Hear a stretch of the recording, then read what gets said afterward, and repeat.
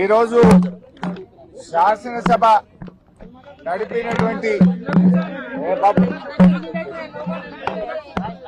ఈరోజు తెలంగాణ శాసనసభ అంతా కూడా ఏకపక్షంగా ఒకే సైడు నడపడం పట్ల మా తీవ్రమైన నిరసన తెలియజేస్తూ ఈరోజు సభ నుంచి వాకౌట్ చేసి మేము బయటకు రావడం జరిగింది. ముఖ్యంగా ఈ శాసనసభ నడుస్తున్న తీరు పూర్తిగా ప్రజాస్వామ్య విలువలకు తిలోదకమిస్తూ శాసనసభ నియమ నిబంధనలను ఉల్లంఘిస్తూ ఈ సభ నడుపుతా ఉన్నారు.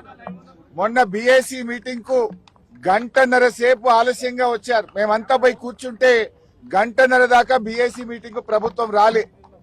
బీఏసీ మీటింగ్ లో తీసుకున్న నిర్ణయాలు వేరు, ఈ రోజు శాసనసభలో బీఏసీ నిర్ణయాలని చెప్పి పెట్టింది పూర్తిగా వేరుగా పెట్టారు.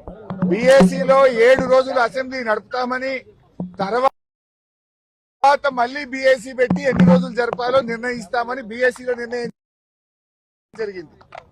కానీ ఇలా బీఏసీ ఎజెండా ఏం చెప్పిన సభలో ఏం పెట్టారు, ఎన్ని రోజులు జరపాలన్నది స్పీకర్ గారి నిర్ణయానికి వదిలేసినాము అని. అంటే బీఏసీలో తీసుకున్న నిర్ణయాలను కూడా తప్పుదో పట్టిస్తూ సభను తప్పుదో పట్టించారు. ఇక సభ నడిపే తీరైతే పూర్తి అధ్వాన్నంగా ఉంది. ప్రధాన ప్రతిపక్షానికి మాట్లాడే అవకాశమే ఇవ్వడం లేదు. మూసీ మీద చర్చ జరిగినప్పుడు మేము కొన్ని ప్రశ్నలు సంధించాం. ఏ ఒక్క ప్రశ్నకు ప్రభుత్వం సమాధానం ఇవ్వలేదు. ముఖ్యమంత్రి గారు వచ్చి అడ్డగోలుగా గంటన్నర సేపు ప్రశ్నోత్తరాల సమయంలో మాట్లాడారు. మీరు మూసీ మీద అంత చర్చించాలనుకుంటే షార్ట్ డిస్కషన్ పెట్టండి, ఇంకో రోజు డిస్కషన్ పెట్టండి, ఎంతసేపు అయినా మాట్లాడదాం. కానీ ఇక్కడ 10 క్వశ్చన్లు ఉన్నాయి, క్వశ్చన్ అవర్ ఉంది, ఇది సభ్యుల హక్కు, ఇది ఎక్కడిది అంటే ఆయన నోటికి హద్దే లేదు. ముఖ్యమంత్రి గారు అసెంబ్లీని బూతులమయం చేశాడు. ఆయన ఎన్ని బూతులు మాట్లాడినా, ఎంత అడ్డగోలుగా మాట్లాడినా స్పీకర్ గారు ఆయనను ఆపే ప్రయత్నం చేయరు. ఇలా మేము ముఖ్యమంత్రి గారు మాట్లాడిన వ్యాఖ్యల మీద మేము ప్రొటెస్ట్ చేస్తాము, మా యొక్క సూచనలు ఇస్తాము అంటే అసలు మాకు మైకే ఇవ్వడు.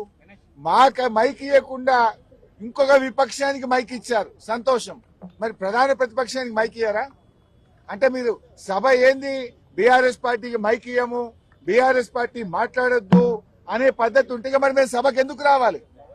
పైగా మేము పోరాడి మైక్ తీసుకుంటే మీరు ముఖ్యమంత్రిని విమర్శించొద్దు అంటాడు. ఇది ఎక్కడి పద్ధతి? అంటే ఇలా రాహుల్ గాంధీ గారు పార్లమెంట్ లో ప్రధానమంత్రిని విమర్శిస్తలేరా? రాహుల్ గాంధీ గారు ప్రధానమంత్రి మీద మాట్లాడతలేరా? మరి మేము ముఖ్యమంత్రి మీద మాట్లాడకపోతే సభకు రావడం ఎందుకు? మేము ఏదైనా ప్రజా సమస్యలు, ప్రజల గురించి ప్రభుత్వాన్ని ప్రశ్నించడమే ప్రధాన ప్రతిపక్షం బాధ్యత. అసలు ముఖ్యమంత్రి గారు ఏం మాట్లాడండి? అలా మూసీ నది కంపు కంటే ముఖ్యమంత్రి గారి మాటల కంపు ఎక్కువైపోయి ఇలా మూసీ ప్రక్షాళన కంటే ముందు ముఖ్యమంత్రి గారి నోరు ప్రక్షాళన చేయాల్సిన అవసరం ఉంది. శాసనసభను ఆయన ఒక గాంధీ భవన్ గా, ఒక సిఎల్పి మీటింగ్ లాగా మార్చారు. శాసనసభలో ప్రతిపక్షాలు అడిగిన ప్రశ్నలకు ప్రభుత్వం సమాధానం చెప్తుందా? విపక్షాల మీద అదే సొల్లువాగుడు. బయట మాట్లాడిందే, గాంధీ భవన్ లో మాట్లాడిందో, సిఎల్పి మీటింగ్ లో మాట్లాడిందే, పబ్లిక్ మీటింగ్ లో మాట్లాడిన సొల్లువాగుడే అసెంబ్లీలో వాగుతారా? దీనికోసమైనా అసెంబ్లీ సమావేశాలు పెట్టింది. నేను సూటిగా అడిగిన, మూసీకి తెచ్చే నీళ్లు కాళేశ్వరంలోని మల్లన్న సాగర్ ప్రాజెక్ట్ నుంచే తెస్తున్నారా అని అడిగాను. సమాధానం లేదు. మూసీకి మేము వ్యతిరేకం కాదు, మూసీలో పేదల ఇండ్ల కూల్చివేతకు వ్యతిరేకం. ఆ పేదలకు 2013 చట్టం ప్రకారంగా డబ్బులు ఇచ్చారా? ఇస్తే వివరాలు చెప్పండి అని అడిగాం. ₹1 ఇవ్వలేదు. వాళ్ళ ఇండ్లు కూలగొట్టి కేసీఆర్ గారు కట్టించిన డబుల్ బెడ్రూమ్లు ఇచ్చి పంపించారు. మేమేమో బాధ్యతాయుతంగా పేదల పక్షాన, ప్రజల పక్షాన మేము మాట్లాడాం. మేం మాట్లాడితే అడ్డగోలుగా ముఖ్యమంత్రి గారు మాట్లాడినరు. మూసీ ప్రక్షాళనకు నడుం బిగించిందే బీఆర్ఎస్. 32 ఎస్టీపీలు కట్టింది బీఆర్ఎస్. మరో 39 ఎస్టీపీలు కట్టడానికి అమృత్ ప్రాజెక్ట్ లో ప్రతిపాదనలు పంపిందే బీఆర్ఎస్. వాటి గురించి మేము మాట్లాడినాం. కానీ రేవంత్ రెడ్డి గారు ఎంతసేపు ఎదుటి వాళ్ళ మీద బాడీ షేమింగ్, నువ్వు పొడుగు ఎక్కున్నావు, నువ్వు అద్దాలు పెట్టుకున్నావు. ఏంది చిల్లర మాటలు? నువ్వు ముఖ్యమంత్రివా ఏమన్నా స్ట్రీట్ రౌడీవా? స్ట్రీట్ రౌడీలు కూడా నీకంటే మంచిగా మాట్లాడతారు. నువ్వు ఆ కేసీఆర్ గారి మీద పదే పదే చావు భాష కోరుకుంటావా? తెలంగాణ తెచ్చిన నాయకుడు, ప్రధాన ప్రతిపక్ష నాయకుడు, 10 ఏళ్లు ముఖ్యమంత్రిగా చేసిన కేసీఆర్ గారిని పట్టుకొని అడ్డగోలు మాటలు మాట్లాడతావు. నువ్వు ఒక తెలంగాణ ద్రోహివి, నువ్వు ఒక నీళ్ల ద్రోహివి. నువ్వు కేసీఆర్ గారి పట్ల అటువంటి భాష మాట్లాడడం చాలా తీవ్రంగా మేము ఖండిస్తా ఉన్నాం.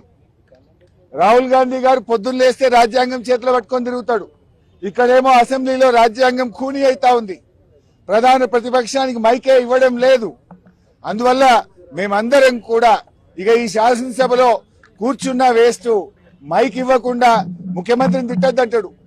స్పీకర్ గారు ఆన్ రికార్డ్ అక్కడ కూర్చొని మీరు ముఖ్యమంత్రి గారి మీద విమర్శ చేయొద్దు అంటాడు. అనొచ్చా అట్లా? స్పీకర్ ముఖ్యమంత్రి గారి మీద మీరు మాట్లాడితే మీ మైక్ కట్ చేస్తా అంటాడు. మరి మేము ఉండేందుకు అసెంబ్లీలా? స్పీకర్ గారి పక్షపాత వైఖరికి నిరసనగా ఈ శాసనసభ ఈ సెషన్ ను బీఆర్ఎస్ పార్టీ బహిష్కరించాలని నిర్ణయం తీసుకున్నది. స్పీకర్ గారు, మీరు సభలో అందరికీ సమాన హక్కులు కల్పించే బాధ్యత మీకు ఉంటది. మీరు మా దిక్కు చూడరు, మాకు మైక్ ఇయ్యరు. మేము ఒక అక్షరం మాట్లాడగానే మైక్ కట్ చేస్తారు. అంటే ముఖ్యమంత్రి గారు గంటన్నర మాట్లాడితే ఏముండదా? సభలో అందరికీ సమాన హక్కులు ఉంటాయి. ఆయన నోటికి అడ్డు అదుపు లేకుండా చిల్లర మాటలు, వ్యంగ్యంగా అడ్డగోలుగా రేవంత్ రెడ్డి మాట్లాడితే నువ్వు ఆపే ప్రయత్నం చేయవు. అన్ని సత్యదూరమైన అబద్దాలు మాట్లాడితే దాన్ని నువ్వు మాట్లాడవు. ఇవాళ అవినీతి గురించి మాట్లాడుతుండు. అవినీతికి ఇవాళ రేవంత్ రెడ్డి గారు అడ్డాగా మార్చిండు. రాష్ట్రంలో ఎప్పుడు లేని ఇవాళ ఏ బిల్డింగ్ కు పర్మిషన్ రావాలన్నా, యూసీ ఇవ్వాలన్నా స్క్వేర్ ఫీట్ కు ఒక ఆర్ఆర్ ట్యాక్స్ పెట్టిండు. ఆర్ఆర్ ట్యాక్స్ పెట్టింది నువ్వు కాదా? హైదరాబాద్ లో ఏ బిల్డర్ని అడిగినా బిల్డరు చెప్తారు కదా, యూసీకి ఎంత తీసుకున్నావు, లేదా బిల్డింగ్ పర్మిషన్ కి ఎంత తీసుకున్నావు, ఫైనాన్స్ లో బిల్లులు రావాలంటే 30% కమిషన్, ల్యాండ్ కన్వర్షన్ కావాలంటే 30% కమిషన్. ఈయన ఇంకా పైగా అవినీతి గురించి మాట్లాడుతుండు. అసలు నీకు మాట్లాడే నైతికత ఉందా? ఈ రాష్ట్రాన్ని అవినీతిమయం చేసినావు. ఫైల్ కదలాలంటే ఒక రేట్, పని కావాలంటే ఒక రేట్, అన్నిటికీ అఫీషియల్ గా కరప్షన్ కు కూడా ధరలు నిర్ణయించిన నువ్వు మా గురించి మాట్లాడతావా? ఇవాళ ఈ ప్రభుత్వం యొక్క తీరును, శాసనసభ నడుస్తున్నటువంటి తీరు, స్పీకర్ గారి వ్యవహార శైలి ఇలా చాలా దారుణంగా ప్రజాస్వామ్య విలువలు పడిపోయే విధంగా ఉన్నాయి. మా గొంతు నొక్కుతా ఉన్నారు, మాకు మైకు ఇవ్వడం లేదు. సభలో ఏకపక్షంగా నడుపుతున్నటువంటి తీరుకు నిరసనగా, ఈ ప్రభుత్వానికి వైఖరికి, స్పీకర్ గారి వైఖరికి నిరసనగా ఈ శాసనసభ సమావేశాలను బీఆర్ఎస్ పార్టీ బాయ్కాట్ చేస్తుంది.